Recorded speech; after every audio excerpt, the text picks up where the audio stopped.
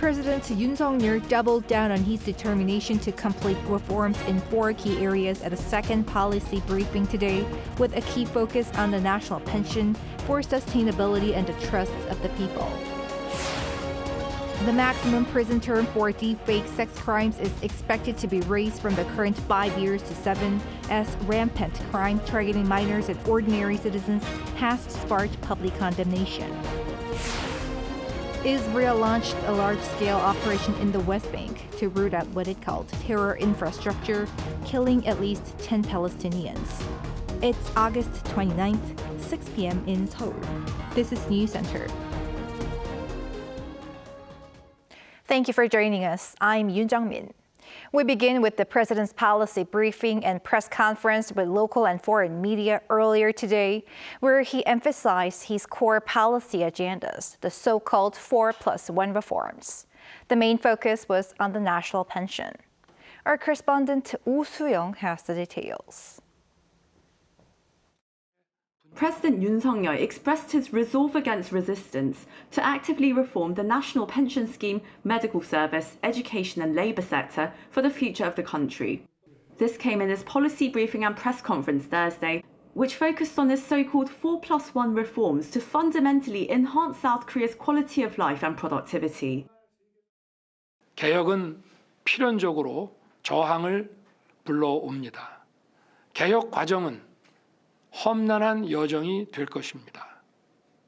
정치적 유불리만 따진다면 하지 않는 것이 훨씬 편한 길입니다. 역대 정부가 개혁에 실패하고 개혁을 시도조차 하지 않았던 이유가 이 때문입니다. 우리 사회의 지속 가능한 발전에 반드시 필요한 구조 개혁이 지금까지 이루어지지 않은 이유가 바로 이것입니다. 저는 쉬운 길을 가지 않겠습니다. Pension reform was the foremost agenda ahead of the government's soon-to-be-released roadmap for the national pension scheme, as South Korea's rapidly aging society faces the possible depletion of pension funds by 2055. The president called for the country's law to include the guarantee that pension payouts would be made. South Korea having the world's lowest birth rate and a declining population means fewer young people will have to support the disproportionately large number of pensioners. Previous discussions in Parliament have focused on parametric measures, such as adjusting the insurance premium rate, how much you pay, and how much of your income can be replaced by your pension payout, or the income replacement rate.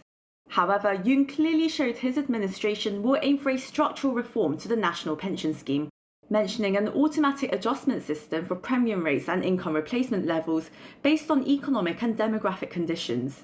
He also raised the need to set different timelines for the younger and older generation to meet the increase in premium payments, as well as enhancing benefits for military personnel and new mothers, to make up for gaps in their premium contributions.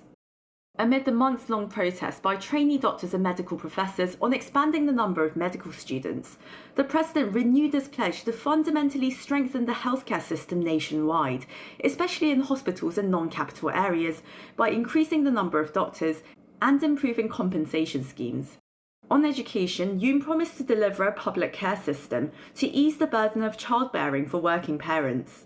On labour, he further pledged efforts to create a virtuous cycle of innovative growth for firms and quality work environments for workers through labour market flexibility and fair compensation that meets global standards. And cutting across all areas, Yoon reiterated his commitment to raising the chronically low birth rate by improving the work-life balance for young South Koreans and dedicating a new ministry to handling urgent demographic issues that affect education, healthcare, employment, housing and welfare.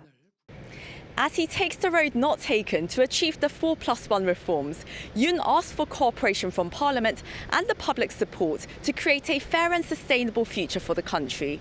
Oh Soo-young, Arirang News. And for more on the policy briefing, we have our presidential office correspondent Kim Do-yeon here in the studio. Do-yeon, first, why is the pension reform significant? Well, first, as we saw from Soo-young's report, the national pension system will run out of its money by 2055, and President Yoon wants to reform the whole system to prevent this. Now, as President Yoon said earlier, past administrations may have avoided this because it's a sensitive issue that could take away votes for politicians, but President Yoon has been adamant. Take a listen. 저는 대선 때부터 제 임기 내에 국회에서 결정할 수 있는 연금 개혁에 관한 충실한 자료를 다 내겠다고 말씀을 드렸고, 그렇게 해서 저희 정부 출범 직후부터 광범위한 여론조사, 또 FGI, 그리고 수리 분석을 통한 추계, 이런 자료들을 무려 5,600쪽을 작년 10월 말에 국회에 제출을 했습니다. Now, there will be another proposal for the National Assembly, as this will require changing the law. And he's going to have to work with the opposition in the National Assembly. It's also an extremely hard task. South Korea's pension system started in 1988, and since its start, there only have been two big reforms, once in 1998, then in 2007. So for around 17 years, the system has been the same. Now, give us more context. There has been an issue for a while, and where does the pension system stand now? Right now, the contribution for workers in South Korea stands at 9%. And the gross pension replacement rate, or the money you'll get back, will continue to decrease until about 40%. On top of this, with the retirement age slowly rising, starting 2033, people over 65 will start receiving their pensions, as opposed to the current 63. For this, between older and younger generations, there are differing opinions, and that is why President Yoon spoke of different paces in increasing the contributions of people in different age groups. Now, last year at the National Assembly, there was a special committee on pension reform, and the members agreed to increase the contribution to 13%, but the replacement rate was not agreed by the members, and the 21st National Assembly wrapped up. Now, let's go over to other reforms as well. It seems like President Yoon is fixated on increasing the medical student enrollment and wants to push further with the medical reform. I mean, that's right. For the medical reform, enrollment is going according to the plan, according to President Yoon. 이제 의대 증원이 마무리된 만큼 개혁의 본질인 지역 필수 의료 살리기에 정책 역량을 집중하겠습니다. 먼저 의사 확충과 함께 교육 수련 선진화에 만전을 기하겠습니다. 2025학년도 의대 신입생 모집은 현재 차질 없이 진행되고 있습니다.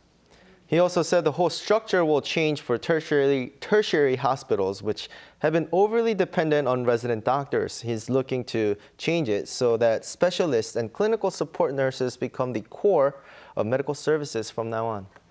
And anything significant on diplomatic and security front? There wasn't much focus on the diplomacy side, but he took time to further explain his August 15 unification doctrine. He said it's based on the nation's constitution of peaceful unification, and the doctrine was to make a consistent effort towards it. He also touched on the upcoming U.S. election, where he reaffirmed that what he's achieved with U.S. President Joe Biden has been documented, with it effective even under a new president. Our presidential office correspondent Kim Do-yeon, many thanks. Thank you. In the meantime, next year's budget for foreign affairs sector will likely be focused on South Korea increasing its contributions on the global stage and more. Our foreign affairs correspondent Bae Eun-ji has the details. The Foreign Ministry unveiled the details of its budget proposal for next year on Thursday, saying that it plans to focus spending on hosting the APEC Summit, increasing official development assistance, and providing more funding to international organizations. In total, the ministry seeks to spend around 4.3 trillion Korean won next year, or about $3.2 billion US. That's around a 3% increase compared to this year.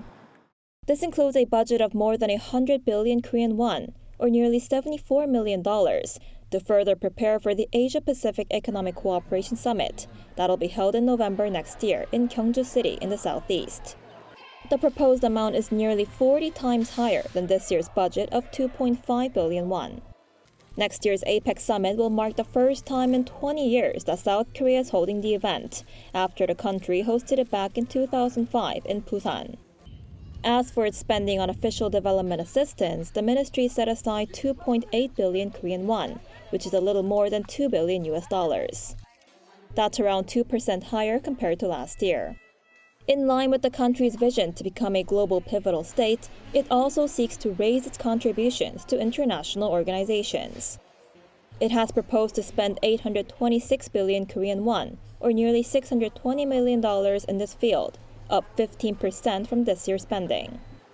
Also, the ministry allocated 6.9 billion Korean won to prepare for the South Korea Central Asia Summit that is planning to host next year. It explained that this event is in line with the country's so-called K-Silk Road initiative, laid out when President Yoon visited 3 Central Asian countries in June. 배은지, Arirang News.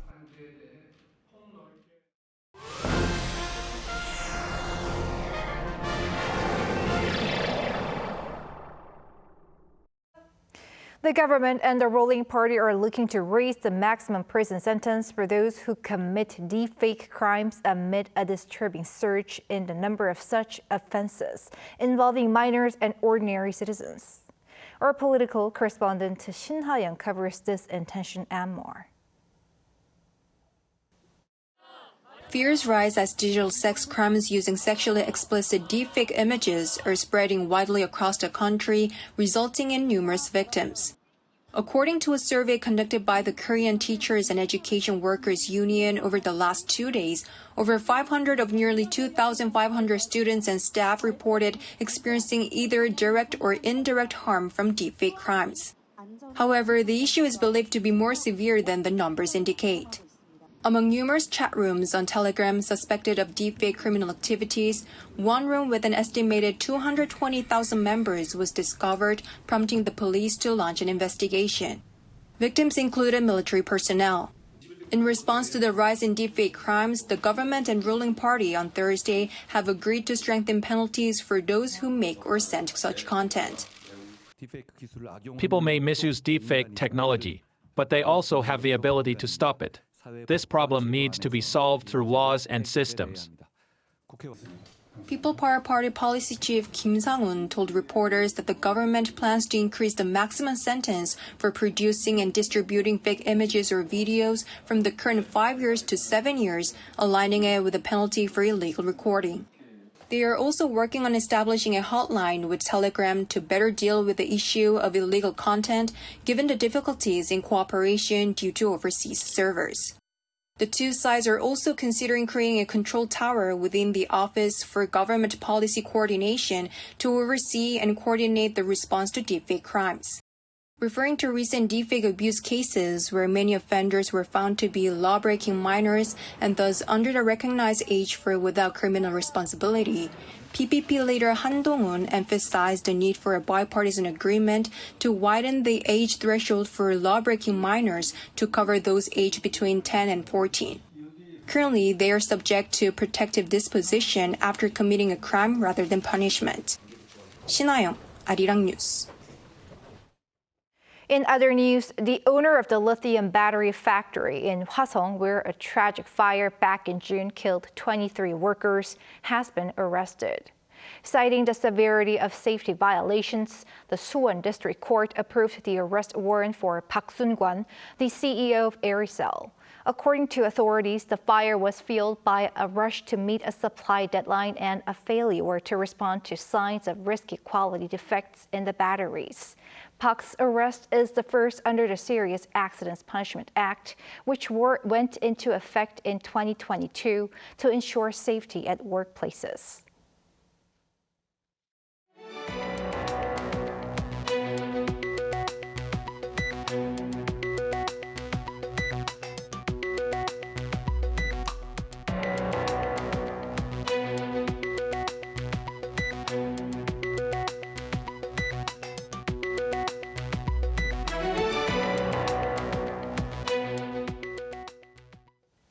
In In the Middle East, Israeli soldiers staged a massive operation across the West Bank to reportedly root out a terror infrastructure, which have killed at least 10 Palestinians. Lee Seung-jae has more. With Israel continuing its offensives in Gaza, its military is also expanding attacks in the occupied West Bank. The Israeli military on Wednesday carried out raids and airstrikes in northern regions of the West Bank, killing at least 10 Palestinians. The Israel Defense Forces said that it was part of a counter-terror operation, combining the use of drones and bulldozers, but also military and security forces. Israeli Foreign Minister Israel Katz said the latest operation aims to thwart Islamic Iranian terrorist infrastructure, adding that Tehran was looking to form an eastern front against Israel. He added that threats in the West Bank must be dealt with in the same way as in Gaza. An IDF spokesperson said Wednesday that Israel had identified the smuggling of weapons and explosives into the region by Iran. Meanwhile, the humanitarian situation in Gaza may further worsen, as the World Food Program announced it will be halting all aid movement in the enclave. This comes as one of its vehicles was hit with repeated gunfire close to an Israeli checkpoint. The agency said that despite the vehicle being clearly marked and having received multiple clearances by Israeli authorities to approach the checkpoint, the vehicle was fired at repeatedly. None of the passengers were harmed, but an image released by the WFP showed that at least 10 bullets hit the vehicle.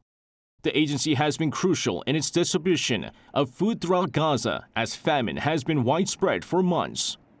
The Syrian Observatory for Human Rights also reported Wednesday that the Israeli military bombed a car passing through a Syrian border checkpoint near the Lebanese border, killing 4 people.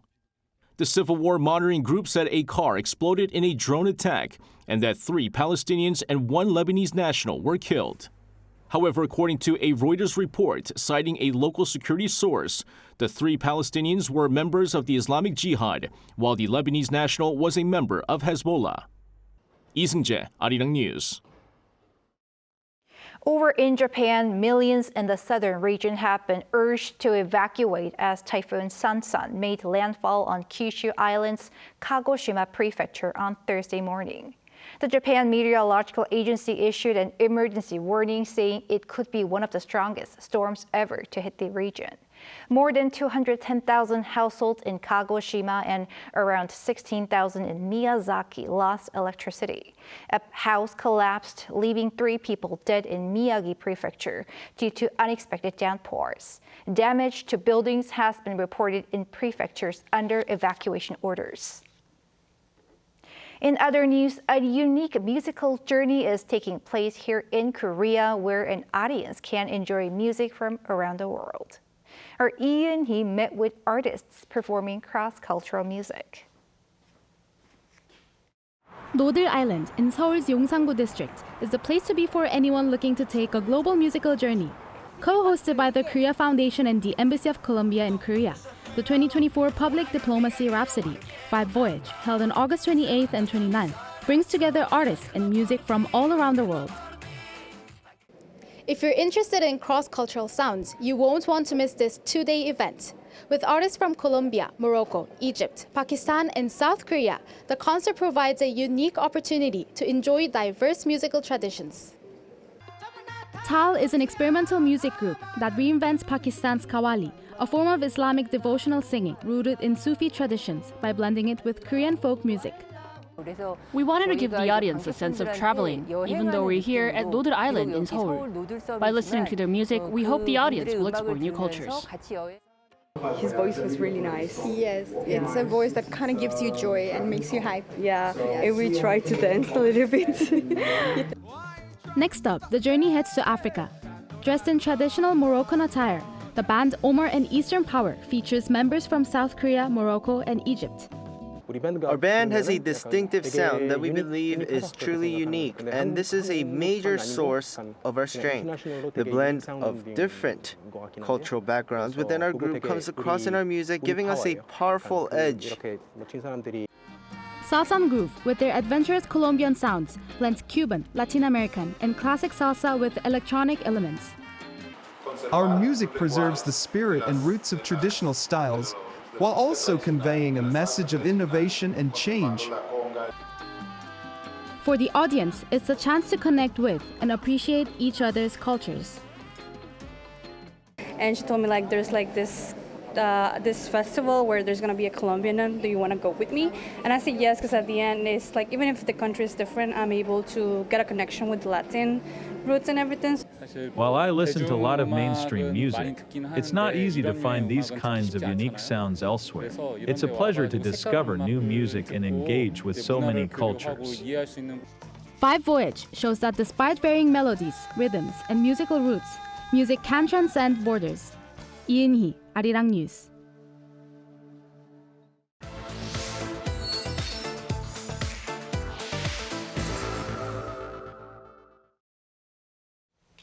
In some rural areas, food items are hard to access as shrinking population is driving out stores.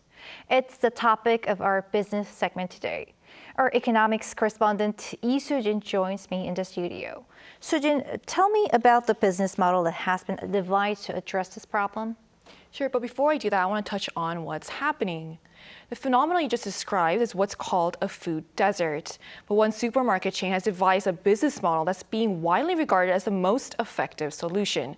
I want to see why this is the case, so let's take a look. It's early in the morning, but this supermarket manager's day has already begun. He's busy adding items into a cart at a supermarket in a rural area of Pocheon City in northern Gyeonggi-do province. Many of the area's residents are living in what is called a food desert, where people have limited access to healthy and affordable food. The groceries are loaded into this mobile supermarket truck named Happy Market, which will head to food deserts in the area.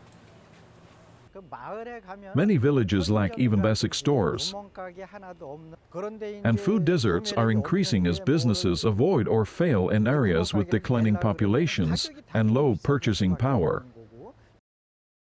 Data from the Agriculture Ministry shows that more than 73% of rural communities nationwide are food deserts.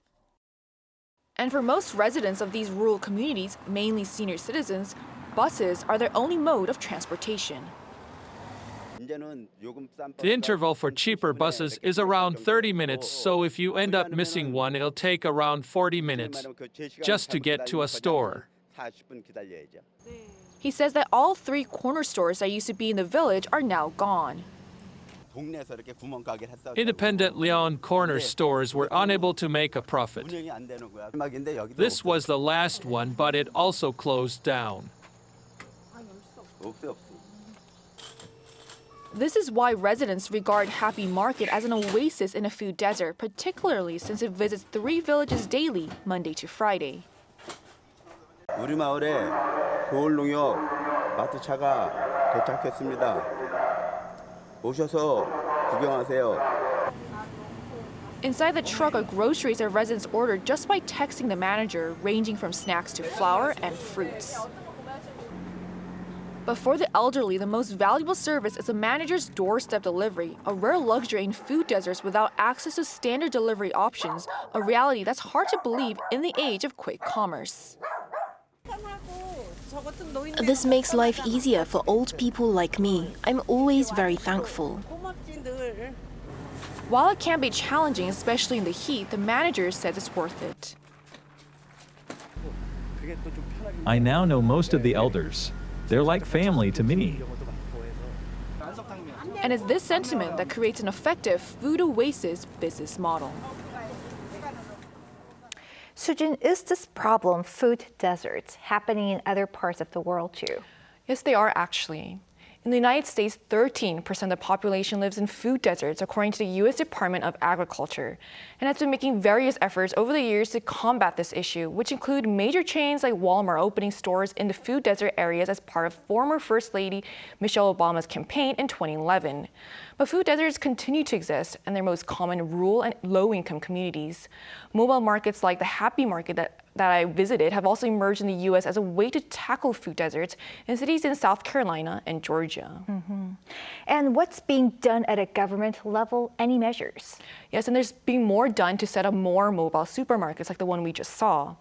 The Ministry of Agriculture, Food and Rural Affairs announced exactly a month ago that it's planning to work with local governments to launch a nationwide mobile supermarket initiative.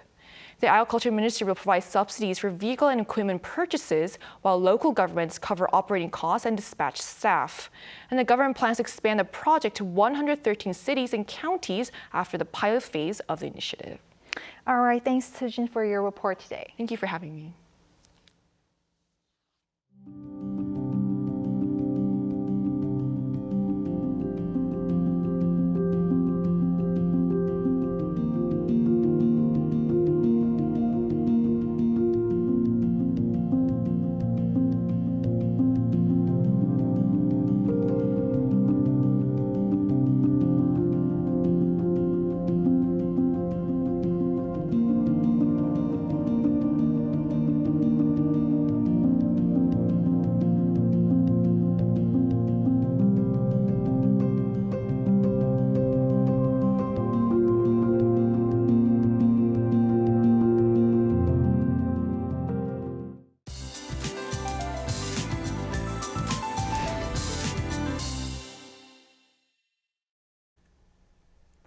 Typhoon Shanshan is moving north to Japan. There's a place in the distant waters of the South Sea of Korea where a typhoon warning has been issued. Waves can be as high as 6 meters in the East Sea, South Sea, and waters off Jeju Island, so please refrain from approaching the coast and pay attention to safety accidents. Meanwhile, inland areas are experiencing a heat wave. With heat wave warnings in effect in most parts of the country except the East Coast, hot conditions will continue. The typhoon, which landed on the west coast of Kyushu, Japan, will slowly penetrate Japan until next Monday and affect Japan for a long time. The day will start off at 24 degrees Celsius in Seoul, Daejeon, and Gwangju. It will move up to 33 in Seoul and Chuncheon, Daejeon and Gwangju 34 degrees. In addition, the heat in the western parts of the country caused by easterly winds will continue until the weekend. That's all for Korea. Here are the weather conditions around the world.